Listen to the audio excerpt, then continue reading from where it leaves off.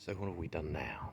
Well, the tube that burst when it was in direct sunlight has now been replaced. Could have been 20 years old, I guess, but it was a specialised tube, so I reckon it had been replaced at some point by the previous owner. We've now got a fresh one in there, so that should be okay to ride. I also, having found it a little bit stretched out on my test ride, have put on a slightly more upright stem. Now, what I want to do next is pay some attention to the position of the bars, the position of the brifters, brakes and shifters, and also that horrendous bar tape. If I can get a good angle on this, I should be able to see that the shifter, particularly the one on the left, the rear shifter, is angled in quite a lot. So when I've got the bar tape off, I'll be giving that a proper assessment, getting it in the right place, probably tilting those bars down a bit and moving the brifters down a bit as well. But just make sure we get that nice and comfortable, and then I'm going to start using it to get to the station, just to give it a few short test rides. If that works out alright, I will then try and take it on a nice longer ride, see how comfy it is. The bar tape's off. Now looking at it, I think I probably need to do something about the cable runs. The front brake looks really long. It looks like the derailleur, the changers, could go in that groove at the back, which might tidy things up and shorten the cable outers.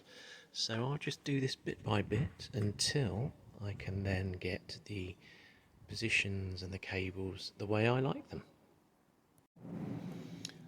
So I have reduced the length of the front brake cable because I didn't like the tight turn it was making. I was toying with the idea of rerouting the gear cables round the back in the grooves there to see if it would make it neater, but this is meant to be a quick resto, so I have just got it in a good position now where I'm ready to see if I have any bar tape, and if so, I can get the bar tape sorted out, especially now that I have properly aligned the brake levers. I think the one on the left that does the does the front derailleur changes, had perhaps had a knock at some point.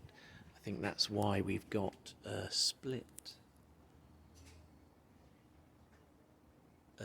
on the top of the hood there and a bit of grazing. I think that knocked it in a bit. Now they are both at the same angle, both on the up and down side, but also the same angle with regards to toe in or toe out. So time to see what I've got in my supply of bar tape.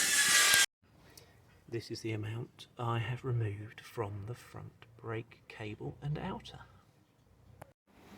There we are, some fairly hideous bar tape applied. It's the first time that I put some bar tape on drop bars since probably the late 90s. So I was using this cheap, hideous but good quality stuff I picked up a while back as a bit of a practice run. First time round I started on this side, and unfortunately I didn't give enough of an overlap, so there is a bit of a gap there. I also didn't wrap it tightly enough around the brifter, so I needed to put a little bit extra in there to cover up some of the handlebars. But all in all, it's on nice and tight. But I learnt from my mistakes, and on the other side I had a decent amount of overlap, and I had a proper wrap around the mount for the brifters, and that side's turned out a little bit better.